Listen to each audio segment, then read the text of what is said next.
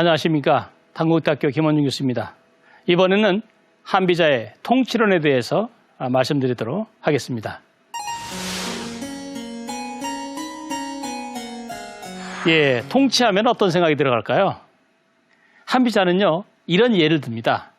뭐냐면 복자천이라고 하는 사람이 있어요. 복자천이 누구냐면 우리가 이제 논어에 보면 복부제라고 알려져 있죠. 공자가 군자답다고 칭찬한 사람입니다. 근데 그 복부제라는 사람이 선보라고 하는 읍을 다스리고 있었을 때 일이거든요. 근데 그때 공자의 또 제자이기도 하죠. 유약이라고 하는 제자, 즉 유약은 유자라고도 알려져 있죠. 유약이 이렇게 얘기를 했어요. 이 복부제, 복자천을 보니까 상당히 그 얼굴이 헬쓱하거든요. 그래서 물어봐요. 아니 그대는 어찌해서 이렇게 얼굴이 헬쓱하게 여유였어? 이렇게 얘기하니까 사실 말이야, 내가 관청일을 하다 보니까 마음이 바쁘고 마음이 근심스럽기 때문에 이렇게 얼굴이 헬쓱해졌습니다 라고 얘기를 했죠. 그랬더니 그때 한 말이 뭐냐면 유약이 이런 얘기를 했어요. 내가 들어보니 옛날에 순임금은 나라를 다스릴 때 5현으로 된 금슬, 즉 검은 거를 타고 있었고 늘 정치를 하면서 남풍의 시를 부르면서 유유자적하면서 나라를 다스렸지만 얼굴은 처녀 같은 그런 안색을 하였다고 들었어. 이렇게 얘기를 한 거예요. 그러면서 뭐라고 얘기하냐면 당신처럼 나라를 다스릴 때 그렇게 하겠다고 아둥바둥하지 말고 아무것도 하지 않은 것처럼 무위조, 그 다음에 이치, 그러면서 다스리는 거, 이거야말로 진정으로 나라를 잘 다스리는 것이요, 이렇게 얘기했죠. 예, 그 말을 들은 복자천이 무슨 생각을 했을까요? 아무래도 유약의 말이 일리가 있다고 생각해서 읍을 다스리면서 너무 지나치게 유난을 떨지 않았다는 그런 이야기입니다. 예, 한비자는 군주가 통치를 하면서 잘못하게 되는 10가지를 얘기하고 있어요. 근데 그 군주의 10가지 잘못이라고 얘기를 하지만 이것은 늘 말씀드린 내용이지만 군주와 신하의 관계 속에서 이루어지는 일입니다. 첫 번째, 신하가 사소한 충성을 군주에게 보여줄 때, 또 군주가 사소한 이익 때문에, 이건 군주의 몫인데요. 사소한 이익에 사로잡혀서 또 대사를 또 그르칠 때, 그 다음에 군주가 편협하거나 또 무례할 때, 그리고 군주가 너무 음악을 좋아하는 거라든지, 군주가 탐욕스러워서 재물을 밝힌다든지, 또 군주가 여학, 그러니까 말하자면 궁궐에 춤추는 여자들을 이렇게 두는 거, 그 다음에 군주가 유람을 즐긴다든지, 그 다음에 신하의 충언을 듣지 않는 거, 그리고 이제 군주가 어떤 나라에 일이 생기면 밖에 있는 제후들한테 의지해서 군사력을 빌린다든지, 그 다음에 맨 마지막으로 뭐냐면 나라는 작은데 큰 나라한테 지나치게 무례하게 구는 군주. 그러니까 말하자면 결국은 군주가 저지르기 쉬운 10가지 잘못 중에서 대부분 뭐예요? 군주와 관련된 얘기죠. 그 중에서 하나의 사례를 들어보겠습니다. 뭐냐면 나라가 작은데 큰 나라에게 무례하게 했다가 결국은 어떤 일이 벌어지는가. 우리가 그 진나라 그 진문공 아마 시청자 여러분도 아실 겁니다. 진문공 하면요, 그 중국에서 그 당시 춘추제 때 그 춘추 5패가 됐던 사람이죠. 근데 원래 진문공이 진헌공이라고, 아버지가 진헌공인데 아버지가 자식을 낳았을 때 사실은 두 번째 자식이에요. 근데 그 진헌공의 사실 정처소생이 아닙니다. 진문공이. 그래서 이름은 중이었죠. 그 무거울 중자에다 귀자 쓰는 중이었는데 그 진헌공의 그 첫 번째 그 적자소생의 아들, 그 신생이라고 하죠. 신생. 그 신생이라는 그 첫 번째 자식이요. 그 진헌공의 첩, 첩인 려희라고 하는 그 여희의 농간에 의해서 결국은 제거됩니다. 그러니까 중위가 어떻게 했겠어요? 야, 이렇게 있다가는 내가 나라에서 제대로 그 왕의 자리를 계승하기커녕 제대로 된 목숨을 부지할 수 없다 해서 중위가 이 나라 저 나라를 떠다니는 망명 생활을 시작합니다. 그게 바로 20여 년 동안, 이제 혹자는 19년이라고 얘기를 하고 혹자는 26년 동안 망명했다고 얘기를 하죠. 그런 망명 생활을 하는데 마침 조나라를 방문하게 됐어요. 조나라. 이 조나라는 굉장히 작은 나라거든요. 근데 조나라에는 신하가 2명이 있었습니다. 한 명은 누구냐면 이북이라고 하는 신하, 이북이를 희북이라고도 해요. 이북이라는 신하가 있고 또 한 명은 숙첨이라고 하는 신하입니다. 한 명은 이북이는 처세를 잘했던 신하고요. 숙첨은 충성을 다했던 충신이었습니다. 근데 숙첨이 어느 날 중위가 온다는 소문을 딱 듣고, 더군다나 진나라 헌공의 또 공자 아닙니까? 어찌되었든 간에 그 다음에 온다 그러니까 조나라 군주한테 은밀히 얘기해요.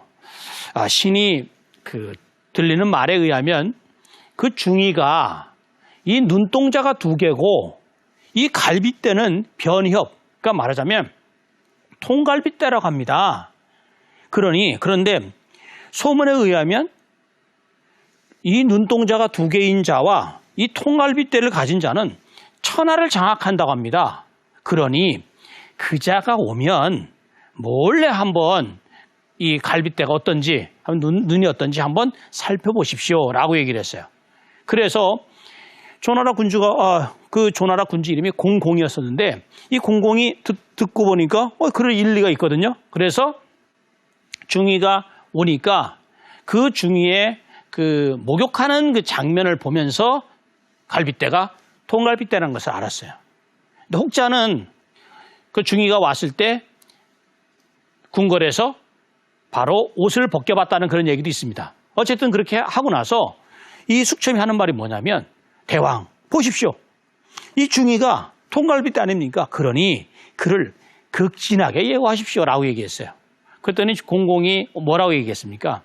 아니 이웃나라 저기 공자라고 하지만 이 나라 저 나라 떠돌아다니는데 무슨 망명자한테 무슨 예우를 한단 말이오 하면서 내쳤어요. 그랬더니 숙첨이 가만히 있지 않아요.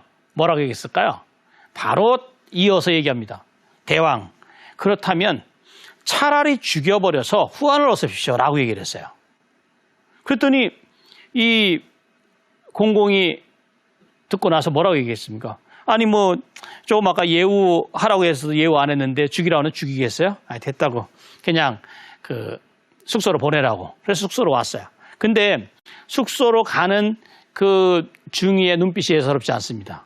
숙첨을 쏘아보는 눈빛과 그 다음에 이북이를 바라보는 눈빛이 예사롭지 않아요. 근데 숙첨은 이제 그렇게 얘기하고 끝났어요. 근데 이북이가 집에 갔거든요. 집에 갔는데 아내가 기다리고 있어요. 아내가 기다리는데 아내가 이북이한테 물어봅니다.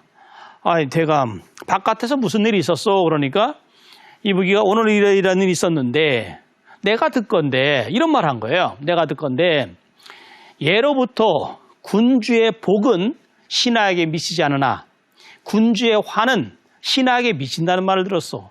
만약에 이 중위가 나중에 무슨 큰 일을 꾸미게 될까 두렵소 라고 얘기했죠. 그랬더니 그 아내가 하는 말이 뭐냐면, 대감께서는 어찌 다른 관계를 맺으려고 하지 않으십니까?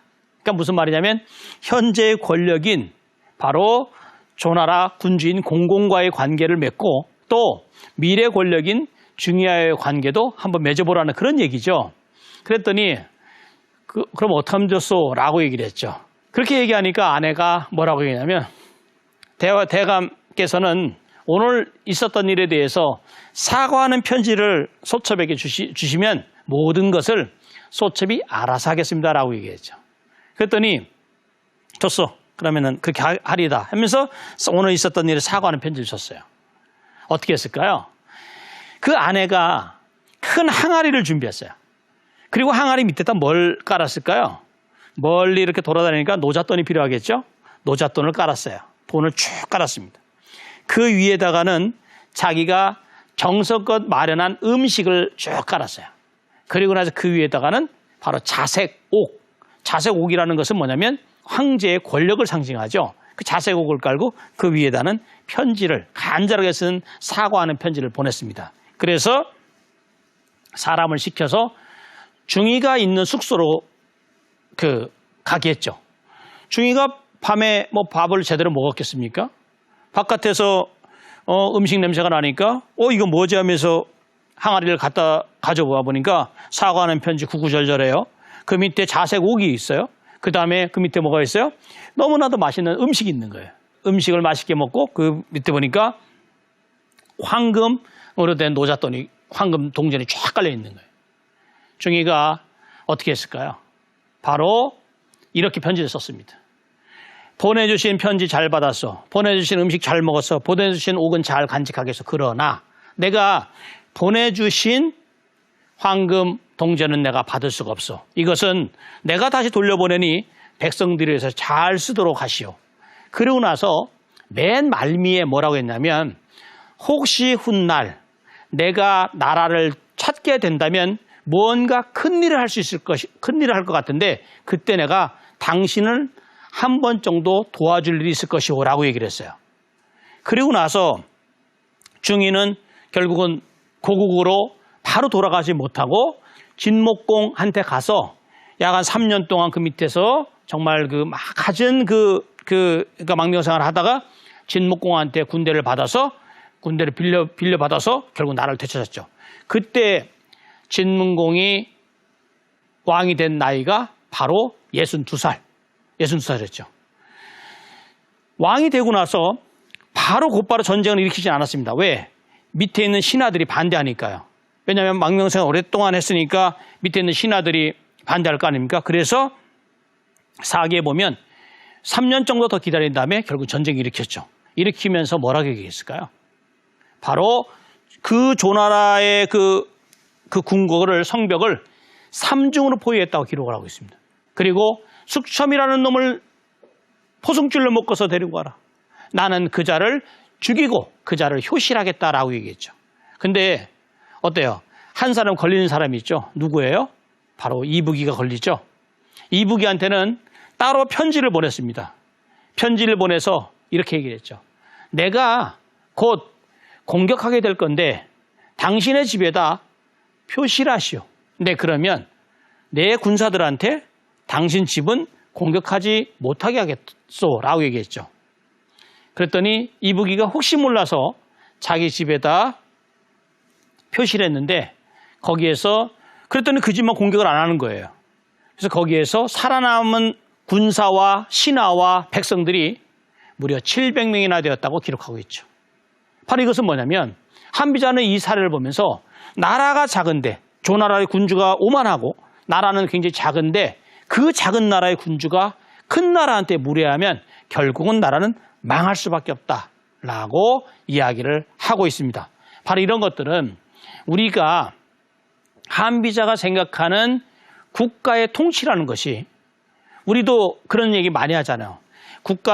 군주는 통치를 할 때 냉철함을 갖고 있어야 된다. 왜?